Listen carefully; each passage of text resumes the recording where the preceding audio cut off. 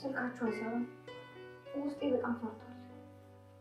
ሆነ ደግሞ ራሱ በድንጋጤ ይሞታል። ዳግምም ጨከነብኝ። የፈለግከውን ላድርግልህ ከዚህ ስለው እምቢ አለኝ። እኔ በግሌ ይህን ሚስጥርሽን እስከፈለግሽው ድረስ መደበቅ እችላለሁ። አላስችል ስለኝ ምን ላድርግ? ያ ክፉ የጎዳና ህይወት እኮ ነው እንደዚህ ሱሰኛ ያደረገኝ። አባዬ በጎዳና አታሳቢ። ሰጥቶኛል። በእሷ ስሜ ነው ይቅርታ ጠይቅሻለሁ። እንዴ ለምንድን ነው እሱ ይቅርታ የሚጠይቁ? እኔ እኮ ነገሩን ከረሳሁት ቆየ። እሷ ላይ እስክፋ ለማድረግሽን በምን አውቃለሁ? ቆይ ነው የዚህኛው ጨካኝነት አድርገህ ነው እንደምታስበኝ? እናት ነው ያልሽው? አንቺ እኮ መቼም እናት አትበይም። ይሆን ያለው ባንቺ ምክንያት። አንቺ ይቅር ብትይም እኔ ግን መቼም ይቅር አልልሽም። ወይዘሮ ዝናሽ በጸጸት ልታብድ ነው፣ ራሷን ሳተች። አቶ ለይኩን ግን ከህመሙ ተነስቷል። ህመሙም ደግሞ የወይዘሮ ዝናሽ ስም ሲነሳ መልሶ እያዞረ ይጥለዋል። በጣም ያሳዝናል። የተደበቀው ምስጢርም ናሆድ ሰማ። እባክሽን ኑሐሚን ይቅር በይኝ እያለ እኔ የተደበቀው ሚስጥርሽ ሚስጥሬ ነው፣ በፍጹም ምንም ነገር አላወራብሽም እያለች ነበረ ኑሐሚን ለእሷ መልስ የሰጠቻት። ይሄንን ስትል እሱ ግን ከውስጥም ከውጭም ሆኖ እያዳመጠ ነበር፣ ልጇን ናሆድም ማለት ነው።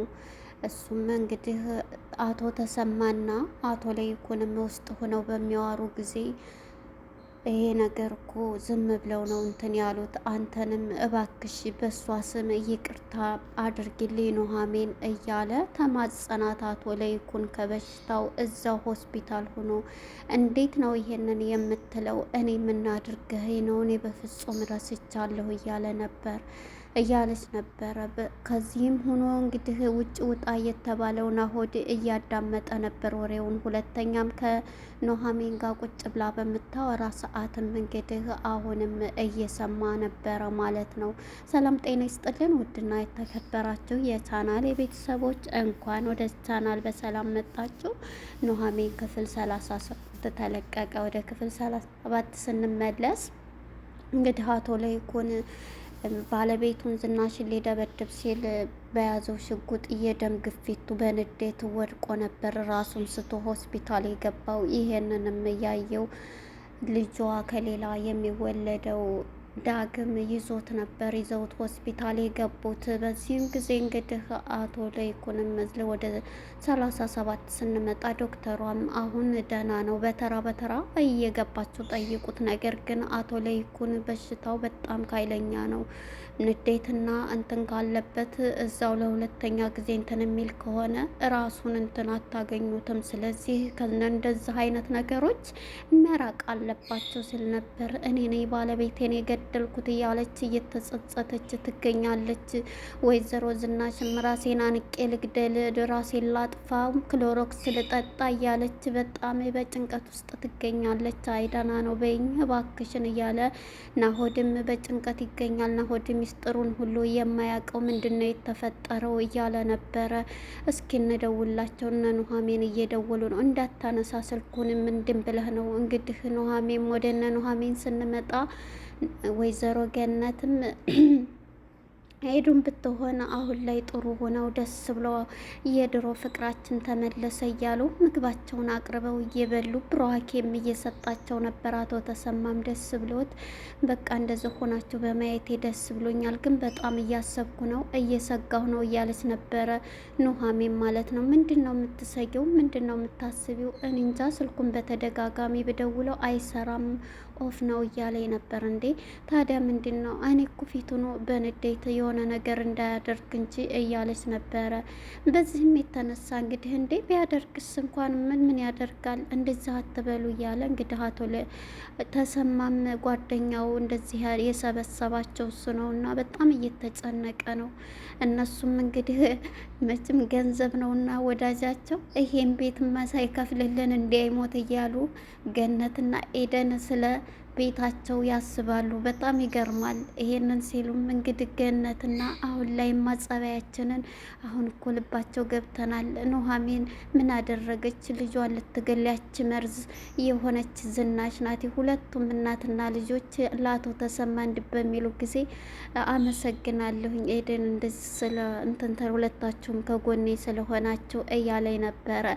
አሁን እንግዲህ ወይዘሮ ገነት ቤቱም ሳይገዛ ገና ቤቱ በእኔ ስም ይሆናል ብላ አሁን ላይ በጉጉት ትገኛለች። ቤቱ ገና ሳይከፈል ይሄን የመሰለ የድሮ ቤታችንን ያንን የጎዳና ህይወት ማስታወስ አልፈልግም። ውይ እየበርደኛል፣ ይሞቀኛል፣ በጣም ያንቀጠቅጠኛል፣ ወባ እንደያዘው ያንዘረዝረኛል እያለች ነበረው ወይዘሮ ገነት።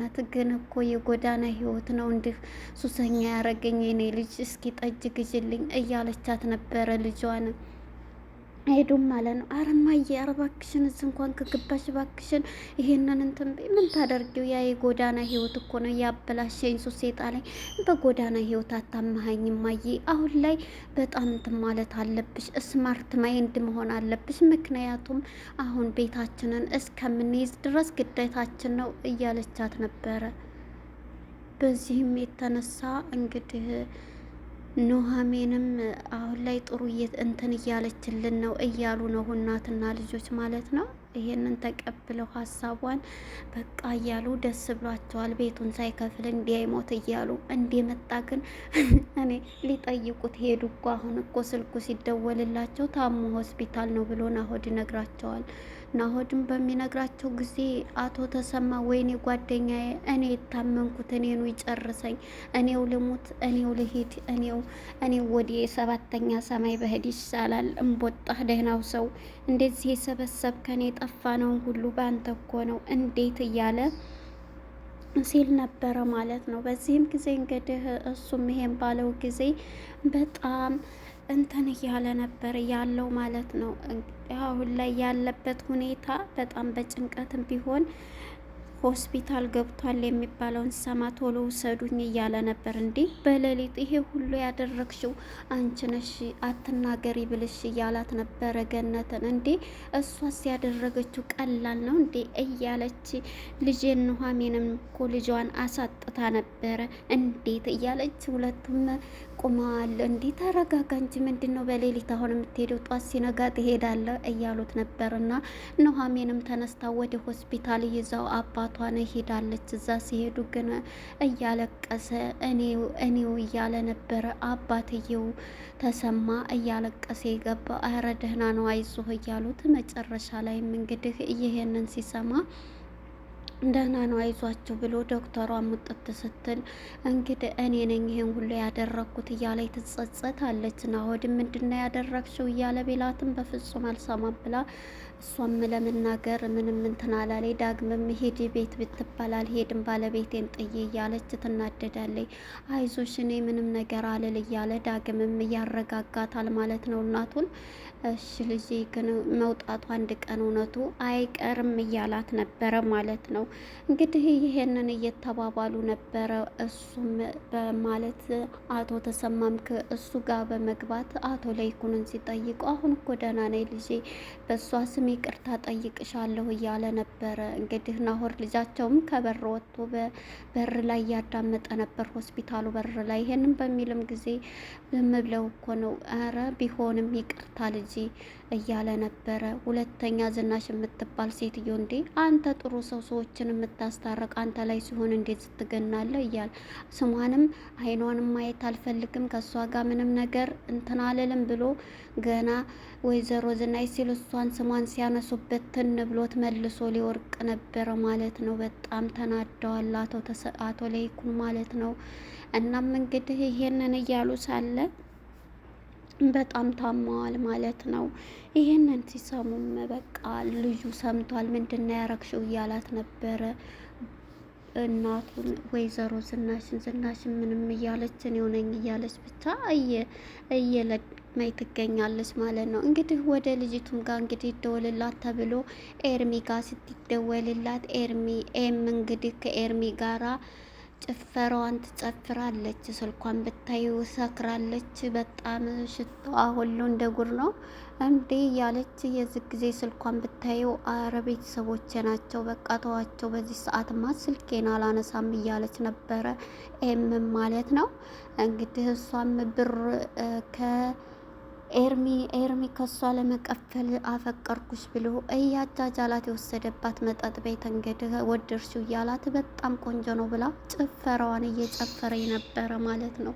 እንግዲህ እሷም ወታ ይዟት ይመጣል ማለት ነው። ወንድሟ ዳግምም ገድፎ ይዟት ይሄዳል። ወይኔ እንደዚህ እኮ ነሽማ ስለ አባትሽ መታመም አልናገርም እያላት ነበረ ማለት ነው። በዚህም የተነሳ እንግዲህ ዳግምም ይዟት ገድፎ ይገባል ማለት ነው። እንግዲህ አሁን ላይ ኑሃሚንና ማነች ዝናሽ ተገናኝተዋል በአንድ ማለት ነው። በአንድ ተገናኝተው ሳለ አሁን ላይ ያለችበትን ሁኔታ ሁሉንም ነገር ትነግራታለች። እኔ ሁሉንም ነገር እኔ ሚስጥሬ ነው፣ ግን አንድ ቃል አለሽ ቤቱንም ይግዛላችሁ አባትሽንም እያሳክመው እያለች ነበረ። አሁንም ግን ከጥፋቷ የማትታረመው ዝናሽ የኔ ህይወት እንዲተበጥብጦማ ከሰማው ይሄን በምትላት ሰዓት ልጇን አሁድ እያዳመጠ ነበር። ድንግጥ ትላለች ሰምታ እማዬ በማለት ተናዶ ናሆድም ትቷት ይሄዳል። በዚህ የተነሳ እንግዲህ ናሆድ ያለችበትን ሁኔታ ትቶ በመሄድ አልሰማሽም በማለት የኔንም ልጅ ቢሆን አንቺ እንደዚህ ያደረግሽ ያምራትም ልጅ ብትመጣ ትገለዋለች ማለት ነው እያለ ምክንያቱም የዳግምን አልሰማም። ይሄንን ሲሰማ በቃ ዝግቤማ አትመጣም እያለ በጣም ይናደዳል። በቃ ይቅርበኝ እያለች ነበር። እኔ ሚስጥሬ ነው ስትል ሁሉንም ሰማ በራሱ ጊዜ ናሆድ ማለት ነው። እንግዲህ ይሄንን እያሉ ሳለ ነበረ ወደ ኤርሚካ ስንመጣ ሴትዮዋን መታ እያለቀሰ እንትን በምትል ጊዜ አለቅሽም ኑሃሚን እያለች አሁንም ትናደዳለች። ወይዘሮ ዝናሽ አሁንም ላይ ያለችበት ሁኔታ በጣም ይገርማል። ወደ ገኒና ሄዱ ስንሄድ ኤደን ደግሞ ምግብ ሰርቼ እየላት ልሄድ መሰለኝ እያለች ነበር ሆስፒታል ቆንጆ አርጌ ስትል፣ አረ እባክሽ ዝናሽ እኮ ናት ሴትዮ ሂጅ ልጠይቅ ስትል፣ ምግቡን በባለፈው የወሰርሽውንም ለውሻ ነው የሰጠችው አታምንም እንዴ? ዝናሽ እኮ ናት ሴትዮ ምን አባቷን ብላ ነው ለውሻ የሰጠችው አንቺ ሄርሽውን ትላታለች። እንዲህ ብንቀኝ ነው እያለች ነበረው ማለት ነው። እንግዲህ ዝናሽም ይሄንን ሰምታ ይሄንን ብላት ማለት ነው በዚሁ እንትን ብላለች ማለት ነው። የሚገርም ነው። ኑሃሚንም እንግዲህ ይሄንን ይቅርታን ብትልም ናሆድ ነገሮችን አውቋል ማለት ነው። የሷ ልጅ ልገልባት እንደነበረ ነው ጽንሱና ግደይ የተባለችበትን እንግዲህ ዝናሽ ማነች ገኒም ቤቱን ገዝቶልን እንትን ባለ ስለ ቤቱ ጠይቀው ይሆን? ለምን ስለ ቤቱ አልጠይቁም? ሆስፒታል ሄዶ ጠይቀው ብለሽ ድወያይ ነቅቷል ዛሬ በእንትንም ባይል ደስ ብሎኛል ትላለች። ምን ተገኘ ማየ ትላታለች። እንዴ አቶት ለይኩን ለቆታል ተሽሎታል ላይ እሰይ ታዲያ ስለ ቤቱ ታዲያ እዛው አይጠይቀውም ነበር ትላለች። ጠይቀው በዩ ትላለች። ጉድ እኮ ነው አንቺ ልጅ ያምሻል እንዴ ትላታለች። እስቲ እንግዲያስ እንዴት ስካልሽ እስቲ አሁን ጠጅ ግጅልኝ ትላታለች። ልጇም ማለት ነው እንዴ ምንድነው የምገዛልሽ ስትላት ጠጅ የጎዳና ኑሮ ታቂው የለ እያለቻት ነበረ። ይህንን በምትላትም ጊዜ እንግዲህ የጎዳና ህይወት እያልሽ ራስሽን እንትን አትበይ በማለት ወይዘሮ ገኒን እንዴ እያለቻት ነበረ ያለቀው። እንግዲህ ወደ ነው